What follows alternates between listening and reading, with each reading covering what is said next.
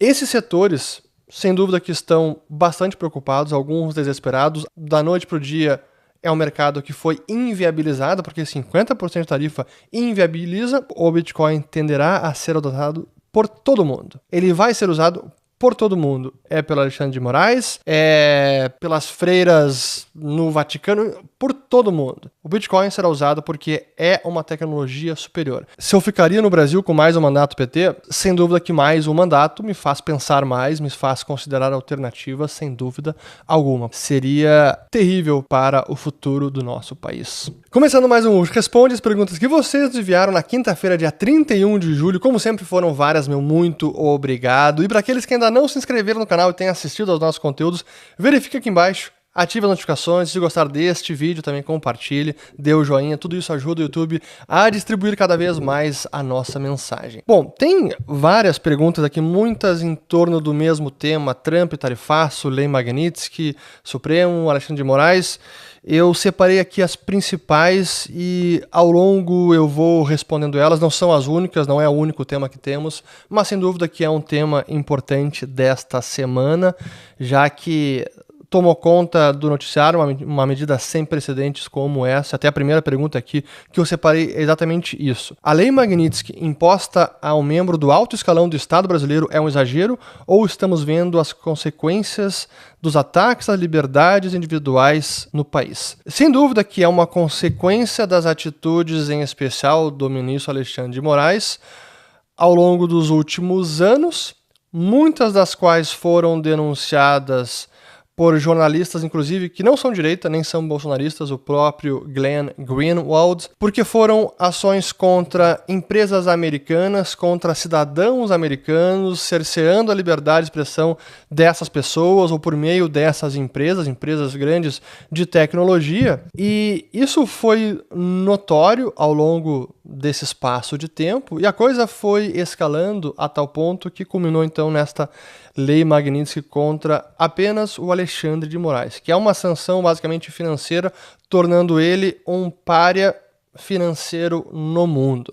Realmente eu nem vou entrar na análise detalhada disso, porque já tem muitos vídeos e muito conteúdo aí pela internet sobre os impactos desta lei, como ela vai repercutir na vida financeira do Alexandre de Moraes. Agora, se é um exagero, eu não tenho capacidade jurídica, política para avaliar se isso é um exagero ou não, mas que sem dúvida é uma resposta a essas atitudes ao longo dos anos, sem dúvida alguma que é. E não deveria ser surpresa alguma porque, novamente, e eu estou me referindo aqui a pessoas americanas, empresas americanas, cidadãos americanos, jornalistas que não são bolsonaristas nem são de direita. O próprio Elon Musk também vem denunciando há muito tempo, especialmente depois que ele comprou o Twitter e aí renomeou para X.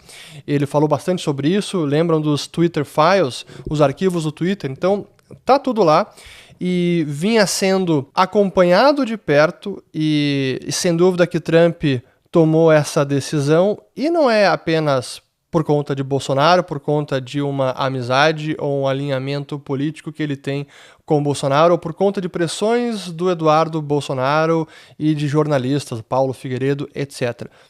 Podem ter tido influência? Sem dúvida alguma, não nego isso. Mas tem muito mais em jogo e não apenas Bolsonaro. Muitos políticos, inclusive cotados à presidência, se manifestando em redes sociais sobre os excessos do consórcio PT-STF, mas nenhuma ação efetiva. Senadores e deputados já não deveriam ter avançado com um plano de acabar com essa bagunça? Sem dúvida que deveríamos ter visto já alguma reação mais contundente, especialmente por parte do Senado, no que diz respeito ao Supremo Tribunal Federal, mas até o momento, diria que por razões também óbvias, interesses mútuos de sobrevivência, nada aconteceu. Mas é preciso seguir pressionando senadores dos seus estados, e que nas próximas eleições também tenhamos uma representação melhor e que realmente traga um contrapeso a excessos de qualquer poder e que haja de fato separação dos poderes e não apenas harmonia. O pior estado é harmonia entre os poderes.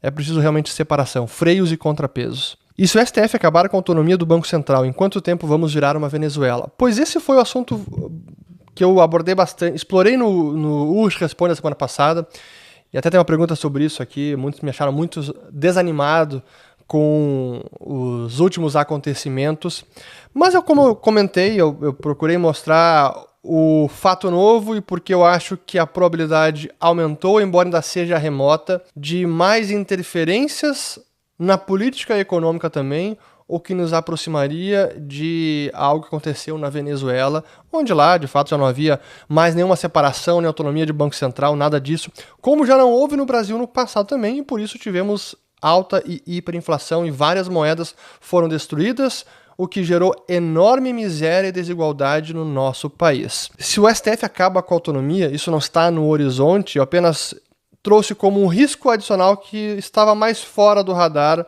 até semana passada ou retrasada. Não se vira a Venezuela em 6 meses, ou um ano e meio. São anos insistindo em políticas econômicas equivocadas. Não é apenas alguns poucos meses para gerar o que a Venezuela acabou, no que a Venezuela acabou se tornando. Magnitsky mais tarifas de 50%. Está na hora de fazer all-in e comprar call de dólar? Não é tão simples assim, e a Magnitsky eu não vou entrar agora porque realmente não é o objetivo do vídeo, não é a minha praia e eu tenho mais a falar sobre questões de tarifas do que ler em Magnitsky. Mas a questão do tarifaço é importante porque o que aconteceu, né? Trump primeiro ameaçou aquele 50%, tarifa mínima global era 10%, e no caso brasileiro colocou mais 40%, naquela carta justificando, principalmente por conta do que estava acontecendo no julgamento do Bolsonaro, perseguição à direita, a censura nas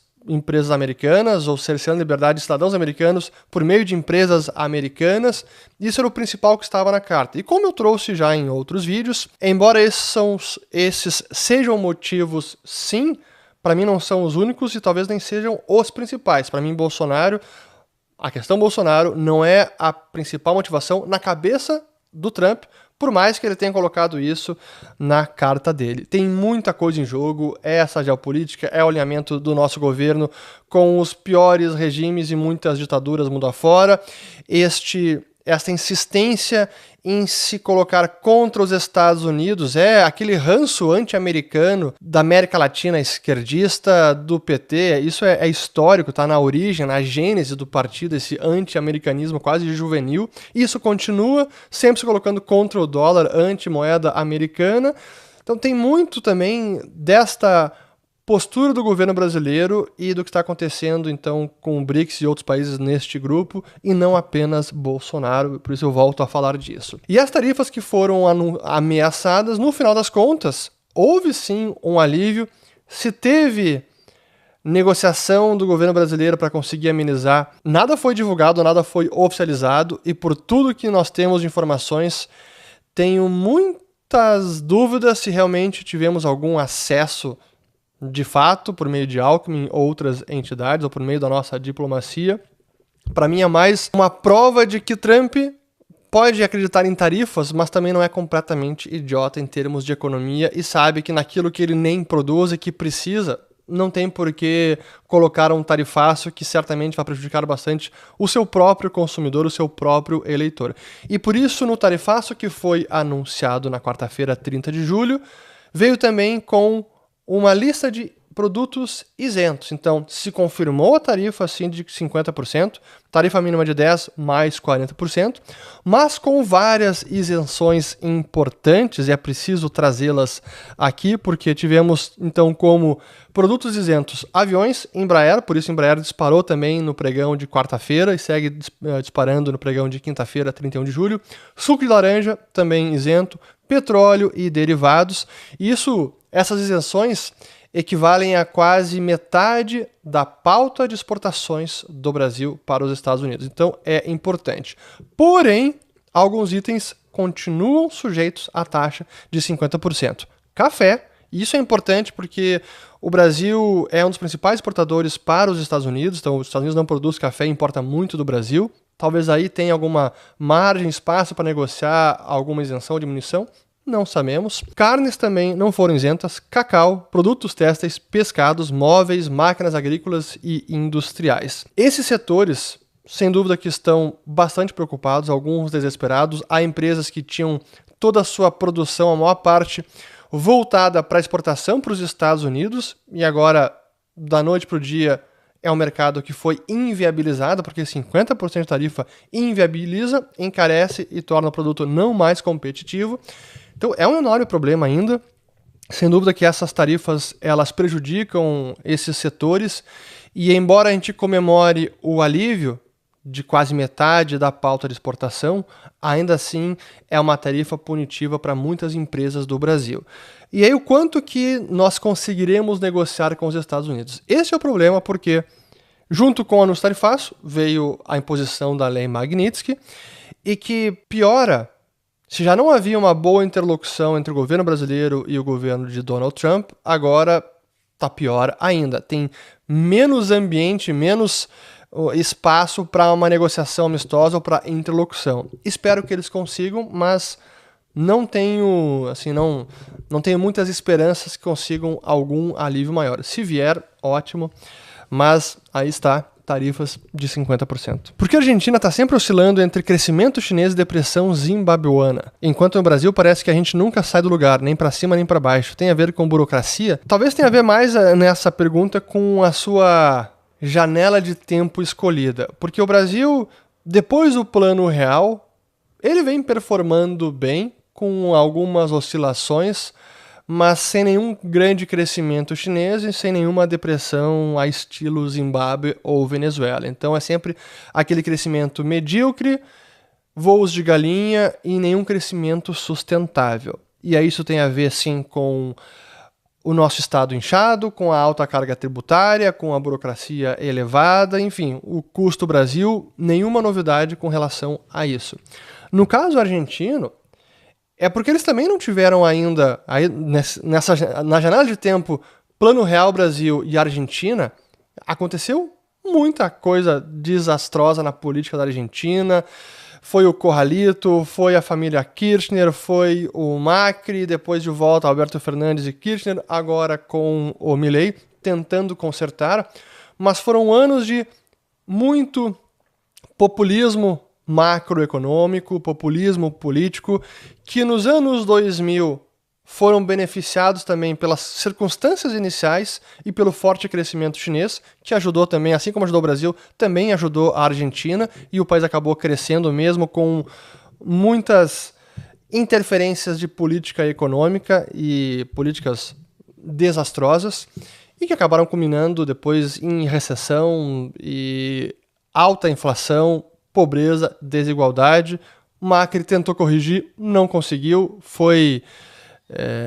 fracassou na sua tentativa e não conseguiu ir a fundo. Depois volta Alberto Fernandes e agora com o Milei finalmente consertando as fundações, os pilares econômicos e trazendo estabilidade, mas o trabalho ainda não terminou. Então, ainda há risco de retrocesso, infelizmente. Sua preocupação maior com o Brasil é jurídica, institucional ou econômica? Ficaria no Brasil com mais um mandato do PT ou da esquerda? Eu diria que a preocupação ela é nos três quesitos aqui, tanto jurídica, quanto institucional e econômica também, até porque as coisas vão se retroalimentando, uma coisa impacta a outra. Então não é apenas só questão econômica, só questão jurídica, as coisas acabam se confundindo.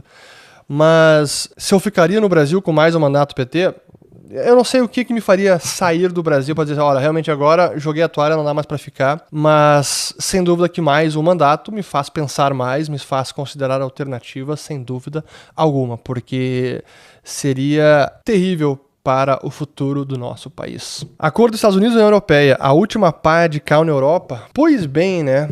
A gente falou do tarifaço do Brasil, mas vejam o que está acontecendo aí. Tivemos também anúncio do acordo, não dá nem para dizer que é um acordo, da capitulação da Europa diante dos Estados Unidos, porque mantiveram um tarifaço, em vez de ser 25% ou 30% que o Trump ameaçou, foi 15%, mas não tem nada de volta do lado da Europa, com mais um comprometimento de comprar tanto uma série de produtos, quanto também energia, gás dos Estados Unidos. Então, a Europa comprar energia dos Estados Unidos é, de fato, uma quase humilhação o que foi anunciado de tarifas entre Estados Unidos e Europa. Mas não é apenas a Europa que está sofrendo tarifaço. Praticamente todos os países. Japão ficou em 15%, Coreia do Sul acabou de ser anunciado 15%, Índia, acabei de mencionar, ficou em 25%, e não o que se estava imaginando. Apesar de o Narendra Modi e o governo da Índia ter um acesso melhor e ter uma diplomacia mais próxima dos Estados Unidos e estarem já em negociações há meses, talvez, ainda assim eles foram tarifados. O Trump anunciou tarifa de 25%, e citando o comércio, a importação de petróleo da Rússia pela Índia. Então a Índia segue importando muito e ajuda a financiar a guerra com a Ucrânia. Então o resumo da ópera é que Trump está impondo tarifas em todos os países. Claro que não era aquela loucura absurda lá do dia da libertação dos americanos, o 2 de abril, porque aquilo era apenas para assustar. Aquilo era apenas para mostrar, olha, é assim, essa justificativa, vou colocar esse tarifaço, tá aqui o racional, o cálculo por trás daquelas tarifas e pronto. E agora se virem. E depois vem a negociação, mas as tarifas permanecem.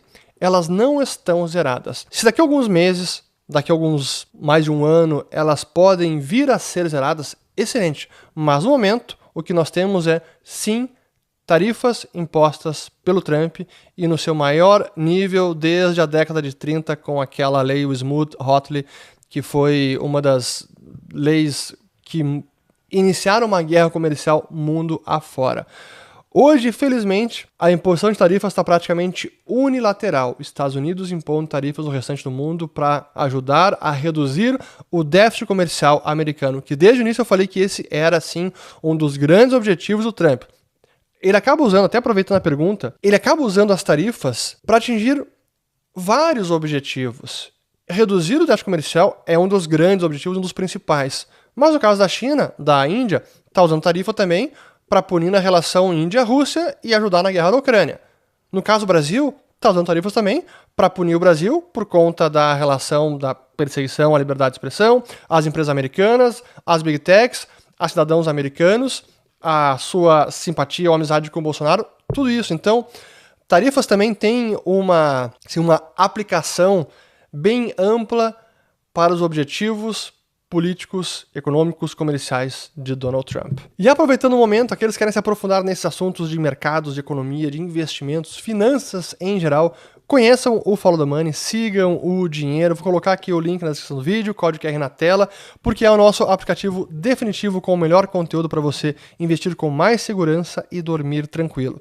Cursos completos, além dos documentários cinematográficos, estão sensacionais. Então siga o dinheiro e aproveite por lá. Seu canal mudou a minha maneira de enxergar a relação com o dinheiro. Obrigado, pô, que bom. Sobre o Bitcoin, apesar de todos os fundamentos reforçarem a importância estratégica do ativo, acredita que existe uma manipulação do preço atualmente via instituições e pessoas ligadas ao Trump? Cada vez mais difícil, até pelo tamanho que o mercado tomou. Eu tô com vários assuntos para serem desdobrados em vídeos individuais, mas eu vou dar algumas amostras aqui do que vem pela frente. Mas um assunto que eu quero abordar é como o avanço dos ETFs, sendo que o principal é o da BlackRock, o IBIT, nos Estados Unidos, acabou trazendo muito investimento institucional no Bitcoin, muita exposição ao Bitcoin, assim como está aprofundando o desenvolvimento dos derivativos, opções em torno deste ETF, principalmente o IBIT, e cada vez é mais difícil uma manipulação de preço pelos volumes de negociação, a quantidade de investimento que tem aplicado nesses veículos que dão exposição ao Bitcoin, agora pelo aprofundamento também de derivativos. Tudo isso faz com que seja um mercado muito mais profundo, muito mais líquido e, portanto, mais difícil de manipular. Pô, essas duas ou três últimas semanas, houve uma liquidação no mercado de balcão, então fora das exchanges, de 80 mil Bitcoins. E Bitcoins bem antigos, quase não movimentou preço. Cara, 80 mil Bitcoins 4, 5 anos atrás, movimentaria muito mais. Veja a volatilidade do Bitcoin recentemente, ela está bem mais baixa. Então, não é mais tão fácil manipular preço assim. Seus filhos assistem Turtle Twins? Pois é, é bacana essa pergunta. E para quem não conhece, Turtle Twins é uma série de livros que são histórias de livros de economia, de conceitos de economia liberal, de escola austríaca, escola de Chicago também, mas adaptados para o público infanto-juvenil, e mais infantil do que juvenil. Por exemplo, tem a Revolta de Atlas, tem a Fábula do Lápis, enfim, é muito bacana. E tem a versão brasileira, ou melhor, a versão traduzida para o português, que se chama Desbravando o Mundo Livre. E quem é o responsável é meu grande amigo e sócio e CEO da Liberta Investimentos, Eduardo Bugs. Vou colocar o link aqui no comentário fixado, Desbravando o Mundo Livre. Tem os livros e é muito bacana, recomendo. Acaba de sair a sanção Magnitsky ao Alexandre de Moraes, o que implica que bancos deverão cancelar as contas e bloquear bens do juiz. Você acredita que isso tem potencial de quebrar bancos no Brasil? De fato, as sanções financeiras, elas alcançam muita coisa, muitas atividades, bens, contas, transações do Alexandre de Moraes ou qualquer indivíduo sancionado com esta lei. E o mero fato de os bancos brasileiros, essa é uma notícia recente, de quinta-feira da manhã, bancos brasileiros estão consultando os seus times legais lá fora para se certificar que eles podem seguir prestando serviços ao ministro no Brasil e em reais, isso mostra como é uma lei bastante forte, draconiana, e que tem um impacto impressionante e que realmente financeiramente pode machucar bastante. Mas vamos aguardar aí os desdobramentos. Mas a possibilidade disso quebrar um banco brasileiro, como já havia aventário, não, porque se o banco brasileiro seguir atendendo o Alexandre, aí isso vai fazer com que o banco seja sancionado de forma... A consequência é que vai ser sancionado porque está desrespeitando a lei Magnitsky americana e, portanto, esse banco vai ser expulso do SWIFT, etc. E com isso não consegue mais operar no mundo inteiro, com isso ele vai quebrar, se torna um sistema, quebra o sistema brasileiro. Não é bem assim.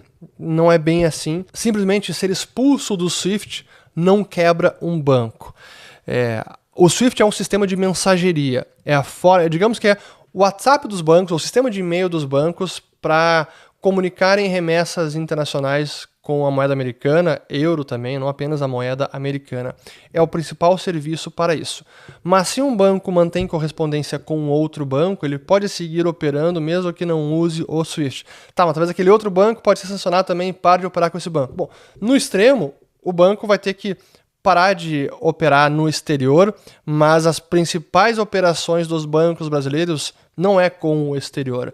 O Brasil é uma economia muito fechada, os bancos brasileiros têm muito mais exposição ao mercado doméstico do que ao mercado internacional. Sem dúvida que seria terrível, mas a ponto de quebrar um banco e ser um risco sistêmico, não vejo desta maneira. Nunca duvidei do potencial do Bitcoin para substituir as moedas fiduciárias. No entanto, para que suas vantagens se concretizem, é essencial que o indivíduo mantenha a custódia exclusiva dos próprios ativos. Você não acha que o fato de perder a chave privada significa a perda total do patrimônio é uma desvantagem significativa? O que o Bitcoin ele oferece em termos de alternativa, em termos de solução tecnológica, em termos de autonomia e independência financeira, é algo absolutamente fantástico. E eu sempre enfatizo aqui o ponto de que liberdade exige responsabilidade. E no caso do Bitcoin, não é diferente. Pelo contrário, é exatamente isso. E o Bitcoin ressalta a necessidade de ter responsabilidade sobre o seu próprio ativo, sobre as suas chaves privadas, sobre a sua autocustódia. E sim, é uma responsabilidade. Infelizmente, muitas pessoas não querem ter essa responsabilidade. Mas eu acredito que é um dever de cada um assumir essa responsabilidade e, portanto, não apenas ter Bitcoin, mas também custodiar uma boa parte, especialmente se você tem um investimento relevante e se é para longo prazo, se é para suas próximas gerações, se é para, enfim, qualquer plano B que seja, e você precisa deste patrimônio. Então, assuma essa responsabilidade, aprenda como funciona, sim que tem uma curva de aprendizado, mas não é nada de outro planeta, tem muitas formas seguras de fazer autocustódia E eu defendo sim esta liberdade junto com esta responsabilidade. E infelizmente, já derivando um pouco aqui, né, digredindo um pouco desta pergunta, mas acho que tem a ver, talvez uma maldição do sistema monetário atual, das regulações, que a gente acaba delegando demais essa responsabilidade. Não, o banco vai cuidar para mim, então eu não preciso confiar muito no banco, deixa lá, qualquer problema de senha, ele restaura a minha senha. Não, eu posso deixar o investimento lá em qualquer lugar, porque se der problema também o cara vai restaurar. Eu consigo delegar essa responsabilidade. Então, eu não vejo como são incentivos perversos e que vão ensinando as pessoas a não assumirem algo que seria importantíssimo. E assim como acho que a gente tem que assumir a própria segurança, independência financeira, é também assumir a responsabilidade sobre o próprio patrimônio, no caso do Bitcoin, mais ainda, porque essa é uma das suas principais vantagens. Então, eu não vejo isso como algo ruim, eu vejo como uma grande vantagem que requer a responsabilidade. O que pensa da tese do Marcelo quanto à última tese de petróleo? Vai entrar nessa tese ou não é o momento? Eu ainda não entrei, gosto muito da tese de petróleo há bastante tempo, e essa em específico sobre perfuração de petróleo offshore, muito bacana, faz muito sentido. Quem não assistiu a conversa, assista. No momento estou com um pouco capital disponível para aplicar, mas quem sabe nos próximos meses monto uma posição. Gosto bastante da tese. Dolarizar mais 90% do patrimônio é loucura? Eu vou inverter a pergunta aqui, ó. Deixar mais 90% do patrimônio no Brasil em reais é loucura? Qual que você acha que é mais loucura? Você acredita que o Bitcoin possa se tornar um meio de pagamento viável e mais eficaz? Sim, acredito. Ele está se tornando ao longo do tempo, mas não é algo que acontece da noite pro dia, nem em 15 anos, talvez nem em 20, talvez nem em 30 anos. Mas ele está em meio a este processo. Impedimento de usar o SWIFT atrapalha todos os bancos? Como eu comentei, sim, atrapalha bastante, e não é uma impossibilidade de transacionar com os demais bancos, mas na prática é quase uma impossibilidade, mas os bancos não vão quebrar da noite para o dia por conta disso. Bancos na Rússia não quebraram, bancos no Irã não quebraram, na China, então não é tão simples assim, saiu do SWIFT e o banco quebra. Não, mas sim que inviabiliza bastante. Você acredita que o Trump vai manter as tarifas e você acha que ele está ajudando o Brasil? Como eu comentei, eu já acho que essa pergunta foi antes do anúncio do Trump. Eu sim acreditava que ele pudesse sim manter as tarifas, veio algum alívio. Eu não acho que tarifar o Brasil e ainda por cima colocar como principal justificativa que é a questão do julgamento do Bolsonaro, não acho que isso ajuda o Brasil, não. Se vai ser definitivo para as eleições do ano que vem, aí a gente vai entrar em análises políticas. No curto prazo, por meio de pesquisa, a gente vê que isso está ajudando, sim, Lula. Não acho que é suficiente para ajudar, mas também não acho que favoreceu aí uma alternância de poder para o ano que vem. Mas tem muita coisa para acontecer ainda. Por qual motivo não conseguem fazer uma estrada 100% lisa e regular aqui no Brasil? Pois é, quem já viajou para o exterior sabe a diferença. Vai para o Japão, para a Alemanha, é surreal. Tem vários motivos, um deles não é o único, mas eu diria que eu estou trazendo hipóteses e não conclusões definitivas. Um é o Estado cuidando das estradas e executando obras rodoviárias importantes, e o Estado tem menos interesse em realizá-las com qualidade. É aquela ideia do Milton Friedman, tem 4 formas de gastar o seu dinheiro. O seu dinheiro com você mesmo, você vai se preocupar muito com o custo e com a qualidade. O seu dinheiro com outra pessoa, você se preocupa com o custo, mas não tanto com a qualidade. Dinheiro de outra pessoa com você não se preocupa com o custo, mas se preocupa com a qualidade. E o dinheiro de outra pessoa e para outras pessoas. Cara, você não se preocupa nem com o custo nem com a qualidade. Em parte, isso é o que acontece muito no caso quando o Estado está investindo e construindo estradas, realizando obras públicas.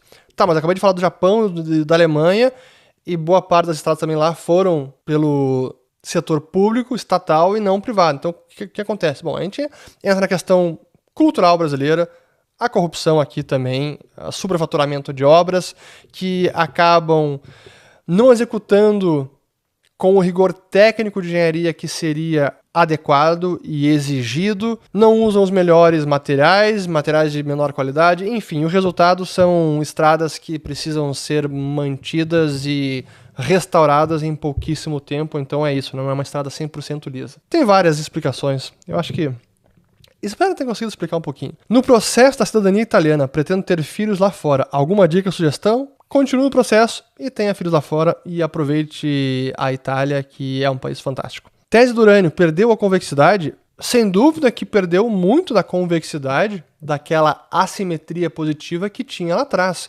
Por esse motivo, o Marcelo da L2 zerou a posição. Por esse motivo, eu também diminui bastante da minha posição, porque hoje há uma margem de segurança muito menor ou é quase inexistente, no sentido de, já tem tantas notícias positivas precificadas nos papéis, eles já subiram tanto. Por mais que o setor de energia nuclear eu enxergo que está num renascimento mundo afora, isso não é suficiente para a tese de urânio apresentar uma assimetria positiva.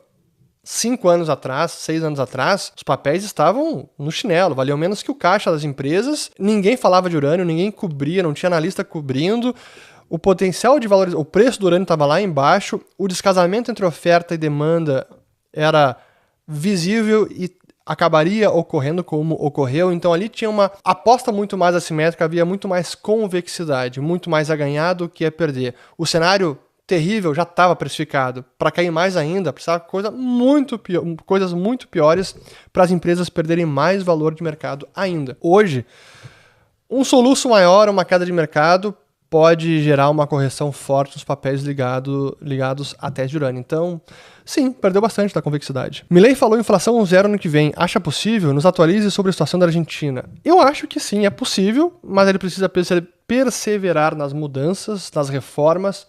A eleição agora de outubro do parlamento argentino é importantíssima. Se ele conseguir maioria, vai ser um golaço e ele pode sim conseguir inflação 0 na Argentina. Mas a questão da estabilidade cambial, das reservas internacionais, ainda é um risco, ainda há um ponto de interrogação, porque ele precisa recompor as reservas, aumentar esse colchão de liquidez até para repagar o empréstimo do FMI, e ainda não está tão fácil isso. Então, ainda exige cautela, está no rumo correto, mas não dá para decretar já a vitória e agora é só alegria. Você sempre falou que o Brasil era grande para se transformar em Venezuela. Você mantém? Sim, eu mantenho em larga medida.